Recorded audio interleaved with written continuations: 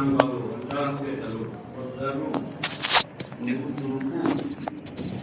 اور جو سود رہ گیا ہے اسے چھوڑ دو. یعنی جو اس ممانعت کے نزول سے پہلے تم نے سودی کام کیا تھا، اگر تمہارا سود کسی کے ذمے باقی ہے تو اب اسے چھوڑ دو. ضرور بمانا وزارہ یا ضرور سے وزارہ یا ضرور بمانا طرح کا ضرور سے ہے. اگر تم مومن، کیا مطلب ہے؟ صادقین فی ایمانکم، اگر تم صادق الایمان ہو، اپنے ایمان میں سچے.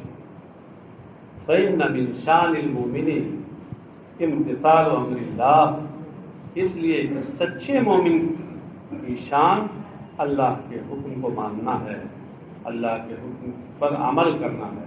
امتثال کے معنی کیا؟ بجا آوری، عمل کرنا.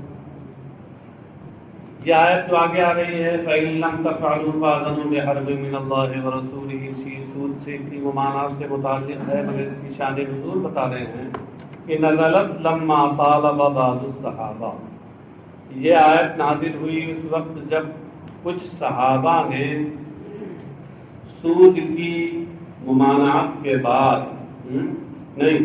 ممانعت کے بعد سود کا مطالبہ کیا جو سود پہلے سے تھا. مطلب ممانعت کا حکم نازل ہو چکا تھا اور وہ سود پہلے کا تھا کسی کے ذمے، تو بعد نے مطالبہ کیا اس کا. تو اس وقت یہ آیت نازل ہوئی کہ فَإِن لَمْ تَفْعَلُوا. یہ کون ہیں؟ اس میں حاشیے میں دیکھ لیجیے، حاشیہ نمبر 34 میں ایک قول یہ ہے کہ حضرت عثمان ابن عفان اور حضرت عباس ابن عبد المطلب سرکار کے چچا کے علاوہ بھی اور دوسرے لوگوں کے نام آتے ہیں، اس لیے انہوں نے بعض الصحابہ کر کے ان کو لپیٹ دیا. اور یہ بے ربن کان لہ من قبل، یہ بے ربا کا تعلق نہیں سے نہیں ہے بلکہ طالبہ سے ہے. لما طالبہ بعض الصحابہ بے ربن کان لہ قبل بعد النبی. فَإِن لَمْ تَفْعَلُوا فَأْذَنُوا بِحَرْبٍ مِّنَ اللَّهِ وَرَسُولِهِ وَإِن تُبْدُوا فَلَكُمْ رُءُوسُ أَمْوَالِكُمْ لَا تَظْلِمُونَ وَلَا تُظْلَمُونَ. یہ آیت نازل ہوئی فَإِن لَمْ تَفْعَلُوا، تو اگر تم یہ نہ کرو. تفعلوا پہلے متعدی ہے، مفعول بہ محذوف ہے، اس کی جانب اشارہ کیا کہ جس بات کا تمہیں حکم دیا گیا ہے اگر تم اس پہ عمل نہ کرو فَأْذَنُوا بِحَرْبٍ مِّنَ اللَّهِ وَرَسُولِهِ، تو تم اللہ و رسول کی جانب سے جنگ کا یقین کر لو. فَأْذَنُوا اعْلَمُوا، یہ ازینا یا اذنوں سے اگر ہو ہمیں تو اس کا ترجمہ ہوگا اعلموا، یقین کر لو. علم معنی یقین. اور اگر یہ آذنا یوزنی سو ہے جیسے دوسری قرات میں ہے، ایک قرات میں فآذنوا ہے، باب افعال سے ہے، تو اس صورت میں پھر اس کا بھی ترجمہ ہو جائے گا فَأَعْلِمُوا، اعلام سے امر ہو جائے گا. اس لیے ایسے مادے کا صیغہ رکھا ہے انہوں نے مفسر نے کہ چاہے وہ قرات لیجئے آذنو والی اور چاہے ازنا یا اذنو والی قرات لیجئے، ان کو تفسیر بدلنی نہیں پڑے گی، وہی کام چل جائے گا. آذنو والی صورت میں عالمو ہو جائے گا، عالمو کی طرح اعلان کر دو، اللہ و رسول کی جانب سے جنگ کا اعلان کر دو. اور ازنا یا اذنو جو امام عاصم بروایت جو قرات ہے تو صورت میں اس کی تفسیر ہو جائے گی یہ علم، یقین کر لو اللہ و رسول کی جانب سے جنگ کا، اپنے لیے تم یقین کر لو. یہ لکم جو نکالا ہے اس کا تعلق بھی اسی حرف سے ہے، تو تم اپنے لیے اللہ و رسول کی جانب سے جنگ کا یقین کر لو. فیہ تحدید شدید لہم، مفسر کہتے ہیں اس میں اس آیت میں لوگوں کے لیے زبردست تحدید اور دھمکی ہے. ولما نزلت، اور جب یہ آیت نازل ہوئی قالوا، تو لوگوں نے کہا لا ید لنا بحربہ، لا ید بعض نسخوں میں یہاں نسخے مختلف ہیں، بعض نسخوں میں ہے لا یدا لنا بحربہ، یدا واحد کے صیغے کے ساتھ، تو اس میں تو کوئی کلام نہیں، واضح ہے کہ ید بول کر قوت مراد لی، طاقت، یعنی لا طاقت لنا بحربہ، اور حربہ میں ہر ضمیر کا مرجع اللہ و رسول دونوں ہیں مذکور کی تعویل میں، یا یہ کہہ لیجیے ہاں مذکور ہی کی تعویل میں مناسب ہے، مطلب یہ ہوا کہ ہمیں اللہ و رسول سے جنگ کی ہمارے اندر طاقت ہے، یہ کہتے ہوئے اور ان لوگوں نے وہ چھوڑ دیا جو قصور ان کا دوسروں کے ذمہ تھا، اس کو چھوڑ دیا۔ اور یہ نسخہ جو آپ کے سامنے اس میں لا یدہ ہے، لا یدہ ہونا تو چاہیے تھا لا یدین، مگر تخفیفاً نون کو، نون تثنیہ کو حذف کر دیا۔ انسان کے دو ہاتھ ہوتے ہیں عموماً، اور ہاتھ یہ آلے قوت ہے، تو ذل اعلیٰ بول کے اعلیٰ مراد دیا گیا۔ اگر یہ توجیہ کریں آپ تو اس صورت میں کیا ہوگا؟ مجاز مرسل ہوگا، ہاں، اور ہاتھ کے لیے قوت لازم ہے، یہ توجیہ کریں آپ، ملزوم بول کے لازم مراد دیا گیا، کنایا ہو جائے گا۔ ایک ہی میں مجاز مرسل اور کنایا، ارے بہت کچھ ہو سکتا ہے، استعارہ بھی ہو سکتا ہے، کنایا بھی ہو سکتا ہے، مجاز مرسل بھی ہو سکتا ہے۔ یہ استعارہ، کنایا، مجاز مرسل یہ ایسی کوئی چیز تھوڑے ہی جو اوپر آسمان سے نازل ہوئی ہے، یہ تو آپ کا انطباق ہے کہ آپ علمی اعتبار سے جس طرح منطبق کر لے جائیں اور اس کی تقریر صحیح صحیح صرف ہو جائے۔ اسی لیے خود ماہرین نے بات کہی ہے کہ کبھی کبھی ایک عبارت میں اور ایک لفظ میں اس کے مختلف زاویے ہوتے ہیں، مختلف پہلو ہوتے ہیں، ایک پہلو کے اعتبار سے کوئی ایک صورت بنتی ہے، مثلا استعارہ ہوتا ہے، دوسرے پہلو کے اعتبار سے وہاں مجاز مرسل ہوتا ہے، تیسرے پہلو کے اعتبار سے کنایا ہو سکتا ہے، مختلف پہلو نکل سکتے ہیں۔ خیر، یہ لا یدہ یہاں پڑھا جائے گا، سمجھ گئے؟ یہ جو زیادہ سے زیادہ توجیہ اور تعویل کی جا سکتی وہ یہی ہے کہ تخفیفاً نون کو حذف کر دیا، ورنہ کوئی قاعدہ نہیں حذف ہے۔ اس زمانے کے اگر کسی آدمی کا یہ کلام ہوتا تو سیدھے کہہ دیتے کہ غلطی ہے، اگر بزرگوں کے ہاں تو ٹھیک نہیں ہے نا، اس طرح کی بات کرنا کہتی ہے۔ وَإِن تُبْتُمْ فَلَكُمْ رُءُوسُ أَمْوَالِكُمْ، اور اگر تم اس سے توبہ کرو، یعنی اس سے رجوع کر لو، رجوع کرنے کا مطلب کیا؟ باز آ جاؤ اس سے۔ بھائی تابہ یتوبو کے اصل معنی ہوتے ہیں رجائے رجوع، تو اگر تم اس سے باز آ جاؤ فَلَكُمْ رُءُوسُ أَمْوَالِكُمْ، تو تمہارے لیے تمہارے اصل مال ہیں، اصل مال جو تم نے دیے تھے سودی کاروبار کے طور پر، جو اصل سرمایہ ہے وہ تمہیں ملے گا۔ لا تظلمون بزیادت ولا تظلمون بنقص، نہ تم ظلم کرو، یعنی ذاتی کے ساتھ زیادہ لے کے ظلم نہ کرو، ولا تظلمون، اور نہ تم پر ظلم کیا جائے کمی کے ساتھ، جو سرمایہ ہے وہ پورا پورا تمہیں ملے گا، تم اس میں زیادہ سود کے طور پر زیادہ نہ لو، یہ تمہاری طرف سے ظلم ہو جائے گا، وہ مانت آ چکی ہے۔ اور جو اصل سرمایہ ہے اس میں وہ لینے والا گھٹا کے نہ دے، یہ تمہارے ساتھ ظلم ہوگا، سمجھے؟ تو ظلم کبھی زیادتی کے ساتھ طور پہ ہوتا ہے اور کبھی کمی کے طور پہ ہوتا ہے۔ ظلم تو اصل ہے وضع الشیء فی غیر محلہ، وَإِن كَانَ ذُو عُسْرَةٍ فَنَظِرَةٌ إِلَىٰ مَيْسَرَةٍ، اور اگر وہ تنگ دست ہو، اگر تنگ دست ہو، یعنی وَإِن وَقَعَ غَرِيمٌ ذُو عُسْرَةٍ، اشارہ اس بات کی طرف کیا کہ کانا یہاں تامہ ہے، وقع اور ثبتہ کے معنی میں ہے، اور ذو عُسْرَةٍ یہ صفت ہے، موصوف مقدر، غریم محذوف ہے۔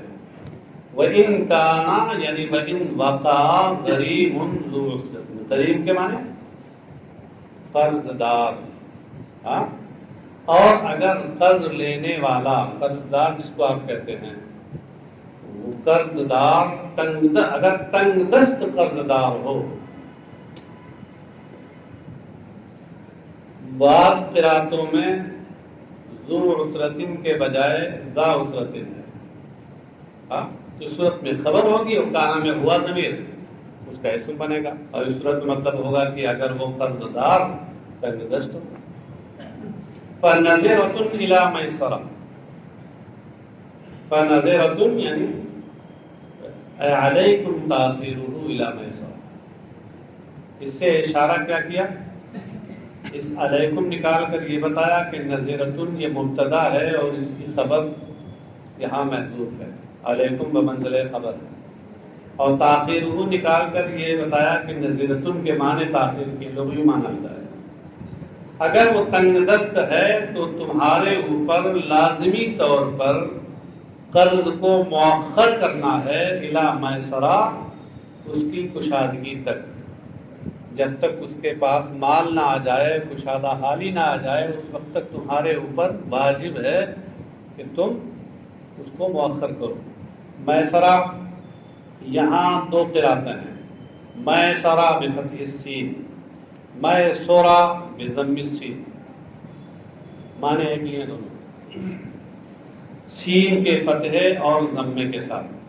بات سمجھے؟ اچھا، نیچے محشی نے لکھا ہے کہ ضمے کے ساتھ امام نافع مدنی کی قرات ہے، اور یہ میسرہ اور میسورہ لغتان، یہ دو لغت ہیں. جیسے مقبرہ اور مقبرہ، اس میں دو، عربی میں دو لغت ہیں، مقبرہ اور مقبرہ.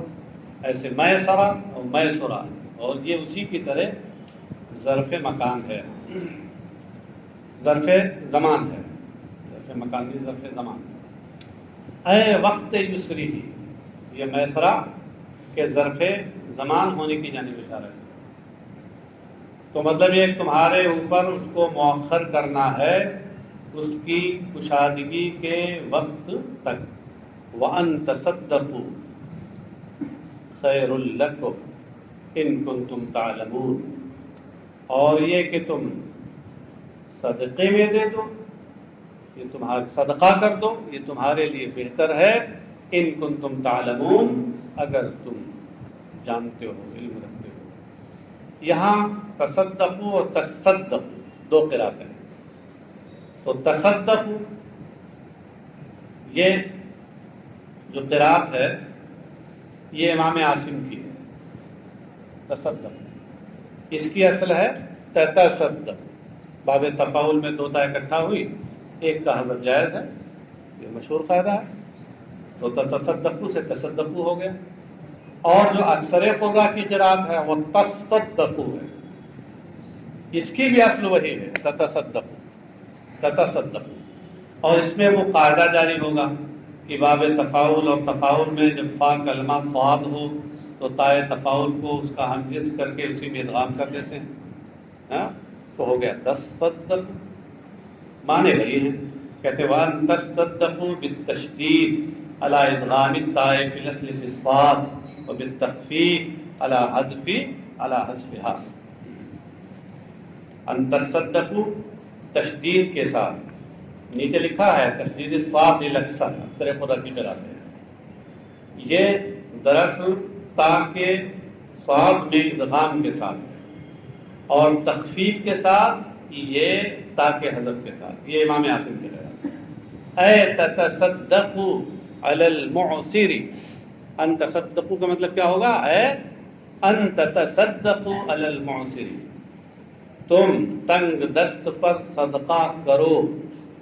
یہاں اس موقع پہ صدقہ کرنے کا کیا مطلب ہے؟ بات تو چل رہی ہے سود کی، کہ سود کسی کے ذمے ہو اور وہ تنگ دست ہے، ادا نہیں کر پا رہا ہے، تو اس کے صدقے کا مطلب کیا ہے؟ بالابرائی. یہ بالابرائی میں جو با ہے یہ بائے تصویر ہے، اور یہ تصدق کے معنی بتا رہی ہے. یہ برا کے معنی ہوتے ہیں ساقط کر دینا، سمجھے؟ ساقط کر دینا مطلب یہ ہوا. اور یہ کہ تنگ دست سے تم اس کو ساقط کر دو. کو ثابت کرنا بھی ایک صدقہ ہے، اس کو صدقہ کہا گیا۔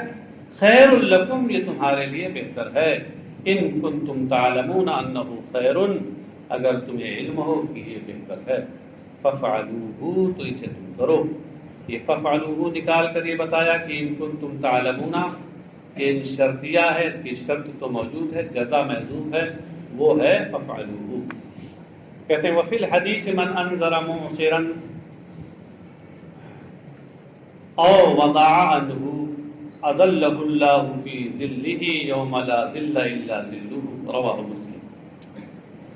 حدیث میں ہے، محشی نے لکھا کما اخرجہ مسلم، یعنی اس حدیث کی تخریج امام مسلم نے اپنی صحیح میں کی ہے۔ حدیث میں ہے من انذر معسرا، جو کسی تنگ دست کو مہلت دے، او وضع عنہ، یا اس کا دین وہ ساقط کر دے، اظلہ اللہ فی ظلہ، تو اللہ تبارک و تعالیٰ اسے اپنے عرش کے سائے میں رکھے گا، فی ظلہ ہے، فی ظل عرشہ، جیسا کہ دوسری روایت حدیث میں آیا ہے باضابطہ فی ظل عرشہ کا لفظ آیا ہے، اور ایک حدیث دوسرے حدیث کی تفسیر ہوتی، تشریح ہوتی، جیسے ایک آیت دوسرے آیت کی تفسیر ہوتی ہے، تو اسے فی ظلہ کے ترجمہ میں نے وہی کیا۔ اور اگر وہ نہ ہوتی تب بھی ہم یہ کہہ دیتے کہ اپنے سائے رحمت میں رکھے، یوم لا ظل الا ظلہ، جس دن اس کے سائے کے سوا، اس کے سائے رحمت کے سوا، اس کے سائے عرش کے سوا اور کوئی سایہ نہیں ہوگا۔ رواہ مسلم۔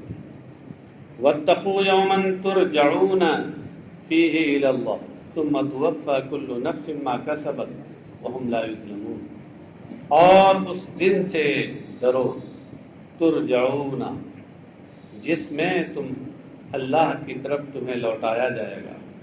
یہ ترجعون اور ترجعون دونوں قرأتیں ہیں۔ اکثر قراء کی قرأت ترجعون ہے، بالبناء للمفعول، صیغہ مجہول کے ساتھ، تو ترجعون کے معنی ہوں گے ترجعون، لوٹایا جاؤ گے۔ وللفاعل، یعنی بالبناء للفاعل، یہ ابو عمرو کی قرأت ہے۔ تو اس صورت میں ترجعون، یہ ترجعون بمعنی تسیرون ہوگا۔ دراصل رجع یرجع یہ لازم بھی آتا ہے اور متعدی بھی ہوتا ہے۔ رجع یرجع رجوعا یہ لازم ہو گیا، رجع الیہ لازم، اور رجع یرجع رجعا یہ متعدی ہوتا ہے، سمجھے؟ تو یہ جو مجہول والا ہے وہ متعدی والے سے ہے، اور یہ جو قرأت ہے معروف والی وہ لازم والے سے۔ حماسہ میں ایک شعر یاد آتا ہے مجھے، جو شاعر کہتا ہے اصل ایام ان یرجعن قوما کالذی کانوا، اصل ایام ان یرجعن قوما، یرجعن قوما مفعول بہ ہے، ہاں قرآن کریم میں ہے فرجع البصر کرتین، فرجع البصر، والبصر مفعول بہ ہے، اس سے کیا پتہ چلا کہ رجع متعدی بھی ہوتا ہے، لازم ہونا تو مشہور ہے، سبھی لوگ جانتے ہیں۔ اس دن سے ڈرو جس دن تمہیں اللہ کی طرف لوٹایا جائے گا، یا تم اللہ کی طرف لوٹ کر جاؤ گے۔ یہ کون سا دن ہے؟ قیامت کا دن ہے۔ ثم توفی فیہ کل نفس ما کسبت، اور پھر ہر جان کو اس میں پورا پورا دیا جائے گا جو اس نے کمایا، پورا پورا دیا جائے گا جو اس نے کمایا، یعنی جو بھی اس نے نیکی اور برائی کی ہے، نیکی بدی جو بھی کی ہے، پوری اس کی جزا دی جائے گی۔ یہ ماں کا سبق سے پہلے جزا نکال کر بتایا کہ مضاف محذوف ہے، اور کسبت کے بعد عاملت نکال کر بتایا کسب عاملہ کے معنی میں من خیر و شر، یہ بیان ہے ماں کسبت میں ماں کا۔ وَهُمْ لَا يُظْلَمُونَ، اور ان پر کچھ بھی ظلم نہ کیا جائے گا۔ بتا چکا ہوں کہ ظلم کبھی کچھ کمی کے ذریعے ہوتا ہے اور کبھی اضافے کے ذریعے ہوتا ہے۔ ان پر کوئی ظلم نہیں کیا جائے گا، بنقص حسنۃ اور زیادت سیئۃ، نیکی کم کر کے یا گناہ اور بدی کو بڑھا کے۔ جتنی نیکی کی ہے اس کا پورا ثواب ملے گا، اور اللہ کا فضل ہو جائے تو اس سے زیادہ. اور جتنی بدی کی ہے، گناہ کیا ہے، بس اتنے ہی کی سزا اسے ملے گی، اس سے زیادہ نہیں. یا ایھا الذین آمنوا اذا تداینتم بدین الی اجل مسمى فاکتبوہ ولیکتب بینکم کاتب بالعدل. یہ قرآن کریم کی آیتوں میں سب سے لمبی اور طویل آیت ہے، سمجھے؟ ہاں، اطول آیات القرآن. دیکھیے کہاں تک پہنچ پاتے ہیں، پھر پوری ہو پاتی بھی نہیں. بہرحال اس میں معاملات کا بیان ہے، باہمی لین دین کا بیان ہے. اور آپ نے ہدایہ میں ابھی نہیں پڑھا ہوگا، کتاب السلم جب پڑھیں گے تو کتاب السلم کا ثبوت اسی آیت سے ہوتا ہے، سمجھے؟ سید المفسرین حضرت عبداللہ ابن عباس اور دیگر اور مفسرین سے یہی مروی ہے کہ یہ آیت بیع سلم کے بارے میں نازل ہوئی. یہی امام اعظم ابو حنیفہ کا بھی مذہب ہے، امام شافعی کا بھی مذہب ہے. اور پتہ نہیں کیسے مفسر شافعی ہیں مگر انہوں نے اس میں امام مالک کے مذہب کو ذکر کر دیا، پتہ نہیں کیسے. تفسیر کرتے ہیں کسلم و قرض. امام مالک کے نزدیک قرض کا یہ آیت جو ہے بیع سلم کی کا جہاں سے ثبوت ہوتا ہے ویسے قرض کا بھی ہوتا ہے. لیکن اور دیگر ایمان وہ کہتے ہیں اسی سلم کے بارے میں. چلیے سر. یا ایھا الذین آمنوا اذا تداینتم بدین الی اجل مسمى. اے ایمان والو، جب تم مقررہ میعاد تک دین کا لین دین کرو، تداینتم بدین یعنی تعاملتم بدین، دین کا کے بدلے میں لین دین کرو. دین کا مطلب کیا ہوتا ہے؟ یہ نقد کے مقابل میں بولا جاتا ہے. ہاں، ارے وہ قرض نہیں، ہاں وہ بھی ترجمہ مت کرو جو آپ تم نے پہلی فارسی میں اس میں کیا کہتے ہیں گزارِ دبستہ میں پڑھا ہے. یہاں دین سے مراد واجب فی ذمہ ہے. قرض بھی واجب فی ذمہ ہوتا ہے، مگر قرض میں اور دین میں یہ فرق ہوتا ہے کہ دین میں میعاد مقرر کی جاتی ہے، دین میں میعاد مقرر کی جا سکتی ہے بلکہ کرنا چاہیے. اور قرض میں صحیح یہی ہے کہ میعاد نہ مقرر کی جائے، کیونکہ قرض یہ ایک احسان کا معاملہ ہوتا ہے. اور جب آپ نے بطور حسن سلوک کسی کی مدد کے لیے کسی کو دیا ہے کچھ، تو اس میں میعاد مقرر کرنے کا کیا مطلب ہے؟ جب تک وہ اس لائق نہ ہو جائے وہ چھوٹ دینی چاہیے. اب یہ اور بات ہے کہ لوگ چھوٹ کا ناجائز فائدہ اٹھانے لگتے ہیں، اس لیے کچھ قرض دینے والے بھی ہوشیار ہو گئے. اے ایمان والو، جب تم آپس میں دین کے بدلے لین دین کرو، معاملہ داری کرو، جیسے بیع سلم کرو یا قرض دو، الی اجل مسمى معلوم، ایک مقررہ میعاد تک.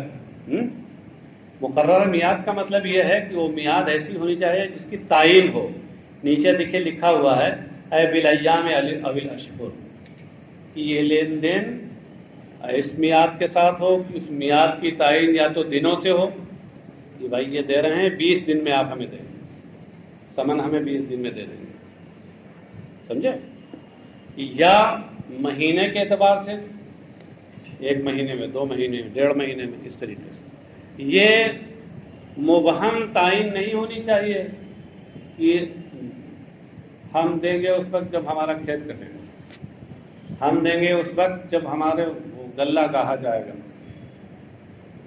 اس کو فقہا ناجائز قرار دیتے ہیں کیونکہ یہ مفضی للمنازع ہے. اور معاملہ داری میں بیوع کے باب میں جہاں جھگڑے کا معاملہ ہو اور جو صورتیں مفضی للمنازع ہوتی ہیں اس سے بیع فاسد ہوتی ہے. اسی لیے نیچے دیکھے لکھا نا کہ مسمى معلوم کا مطلب ہے بالایام او الاشہر لا بالحصاد والدیار، کہ یہ نہیں کھیتی کٹنے یا غلہ گاہنے تک ہم ایسا کریں، کیونکہ اس سے تعین نہیں ہوتی. پتہ نہیں کھیتی آپ کی کب کٹے گی، آپ پتہ نہیں کب تک غلہ گاہیں گے. غلہ گاہنے کا مطلب وہ غلہ نکالنا اس سے. وہ پہلے ہوتا تھا نا بیلوں کے ذریعے سے، اور اس کو دوائی کرتے تھے اس کی، اسی کو دیاس کہا ہے، داسا سے دوسن و دیاسن، پیروں سے روندنا غلہ گاہ. تو اس سے تعین نہیں ہوتی تھی تو اس میں جھگڑا ہوتا تھا. وہ پہنچا کہنا کہ بھائی ہم نے تو دیا تھا، ٹائم تو آ گیا دیجیے. یہ کہہ رہا ہے جس کو اس نے دیا تھا، کہا کہ میں نے تو یہ کہا تھا نا کہ غلہ گاہیں گے تب دیں گے، ابھی دیکھیں ہمارا رکھا ہوا غلہ، ابھی کہاں ہم نے کہا. فاکتبوہ، تو تم اسے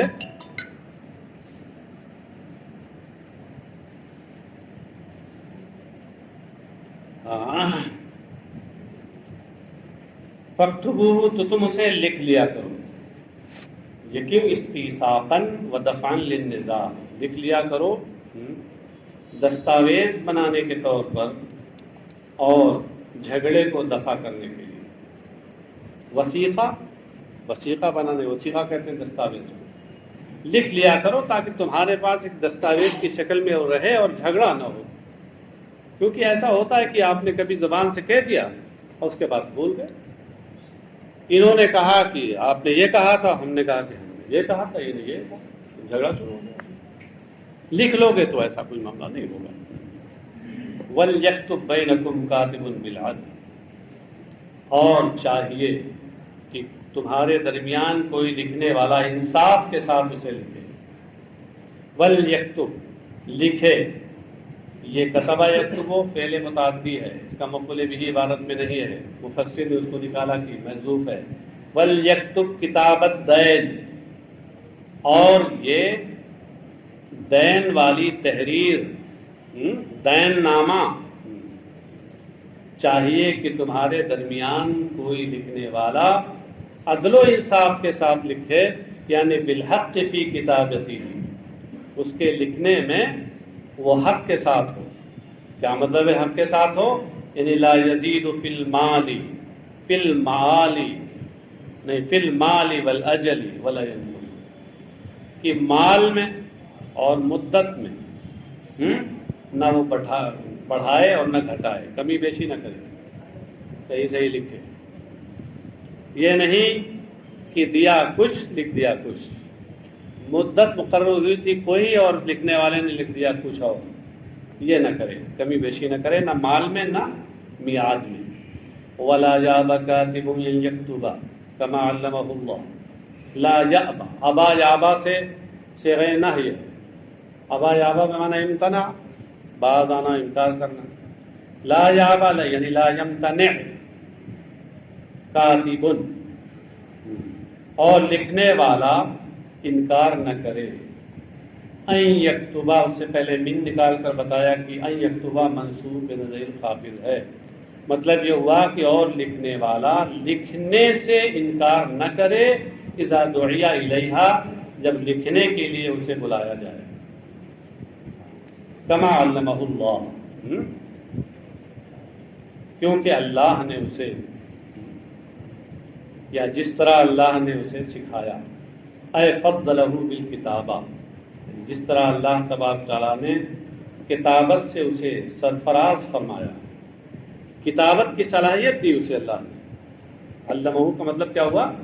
لکھنا سکھایا اللہ نے، یعنی کتابت کی صلاحیت دی اللہ تبارک تعالیٰ نے. فلا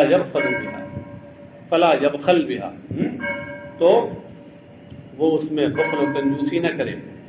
والکاف متعلقۃ بیابا، اور کما علمہ میں جو کاف ہے یہ آبا سے متعلق ہے. متعلقۃ کے مطلب یہاں اصطلاحی معنی مراد نہیں ہیں، لغوی معنی مراد ہیں. مطلب یہ ہے کہ کاف کا معنوی تعلق لا یابا سے ہے، اصطلاحی اور نحوی تعلق یہاں مراد نہیں ہے. کیونکہ اس سے پہلے شاید آپ کو یاد ہوگا میں بتا چکا ہوں کہ خود یہی امام سیوطی جمع الجوامع شرح حمع الحوامع میں اس بات کی صراحت کرتے ہیں کہ الکاف مع مجرورہ لا یکون ظرفا مستقرا بل لغوا. کاف اپنے مجرور کے ساتھ مل کر کے ظرف مستقر بنتا ہے، ظرف لغو نہیں بنتا. اگر آپ نے متعلقۃ میں جو تعلق ہے اس تعلق کو آپ نے تعلق اصطلاحی سمجھ لیا اور آپ نے اس کاف کا تعلق اعرابی یابا سے قرار دے دیا، تو اس صورت میں کیا بن جائے گا؟ ظرف لغو بن جائے گا، اور ظرف لغو بنتا ہی نہیں، مستقر بنتا ہے. اس لیے میں کہہ رہا ہوں متعلقۃ میں تعلق سے مراد یہاں تعلق معنوی ہے، لغوی اصطلاحی نہیں. بات سمجھے؟ اس کے اصل کے لحاظ سے تو یہاں یہ نکلے گا کہ ولا یأب کاتب ان یکتب اباءً ثابتاً کما علمہ اللہ تعالی فلیکتب، تو اسے لکھنا چاہیے. ایک بات اوپر ہو ہی چکا کہ ولیکتب، اور پھر یہاں پھر دوبارہ آ رہا ہے فلیکتب، تو تاکید تو ہو گئی. ولیملل الذی علیہ الحق، اور چاہیے کہ املا کرائے. یملل یہ املال سے بنا ہے، امل یمل املال باب افعال سے، املا یملی املان یہ بھی باب افعال سے. آپ کا جو املا ہے وہ بھی باب افعال کا مصدر ہے. املال اور املا یہ دونوں ایک معنی میں ہوتے ہیں. اس کے معنی کیا ہوتے ہیں؟ بول کر لکھانا. بول کر لکھانا اسی کو تو املا کہتے ہیں. اور دیکھ دیکھ کے لکھنا ہے تو نقل ہے. کیوں؟ یہاں وہی املا کے معنی میں ہے. نیچے آپ کے محشی بہت سمجھدار ہیں اور آپ کے بڑے مددگار ہیں. لکھا انہوں نے کہ الاملال والاملاء واحد. املال جس سے یملل بنا ہے اور املا یہ دونوں معنی کے اعتبار سے ایک ہیں. یہ مت سمجھے کہ دونوں ایک ہیں، معنی کے اعتبار سے دونوں. اور چاہیے کہ کاتب کو املا کرائے وہ کہ الذی علیہ الحق، جس کے ذمے حق آتا ہے، یعنی جس کے ذمے دین ہے. دین جس کو ادا کرنا ہے وہ لکھائے. یہ کیوں؟ لأنہ المشہود علیہ، اس لیے کہ وہی شخص تو مشہود علیہ ہوگا. گواہ جب آئیں گے تو اسی پر تو گواہی دیں گے. فیقر لیعلم ما علیہ، تو وہ اقرار کرے تاکہ اسے معلوم ہو کہ اس کے ذمے کیا ہے. جب املا کرائے گا تو اقرار کرے گا نا زبان سے کہ لکھو بھائی اتنا مال ہم کو دیا انہوں نے اتنی مدت کے لیے. تو جب اپنی زبان سے یہ اقرار کرے گا املا کی صورت میں تو معلوم ہو جائے گا. کل اس کو کہنے کے لیے نہیں ہوگا کہ ہمیں تو پتہ ہی نہیں رہا، پتہ نہیں کس نے لکھوا دیا. وَلْيَتَّقِ اللَّهَ رَبَّهُ فِي إِمْلَائِهِ، اور اسے چاہیے کہ املا کرانے میں اللہ سے ڈرے جو اس کا رب ہے. وَلَا يَبْخَسْ مِنْهُ شَيْئًا، اور لا يبخس یعنی لا ينقص منہ من الحق شیئا، اور اس حق میں سے کچھ بھی کم نہ کرے. فَإِنْ كَانَ الَّذِي عَلَيْهِ الْحَقُّ صَفِيحًا أَوْ ضَعِيفًا أَوْ لَا يَسْتَطِيعُ أَنْ يُمِلَّ فَلْيُمْلِلْ وَلِيُّهُ بِالْعَدْلِ، اور اگر وہ جس کے ذمے حق ہے اگر وہ کم عقل ہو، صفیح کم عقل ہو، کم عقل ہونے کا مطلب کیا؟ مبذراً فضول خرچ ہو. پتہ چلا کہ فضول خرچی کرنا ایک کم عقلی ہے. بھلے ہی وہ بہت بڑا عقل مند بنتا ہو لیکن فضول خرچی جب کرے گا تو اصل کے لحاظ سے وہ کم عقلی ہی ہوگا.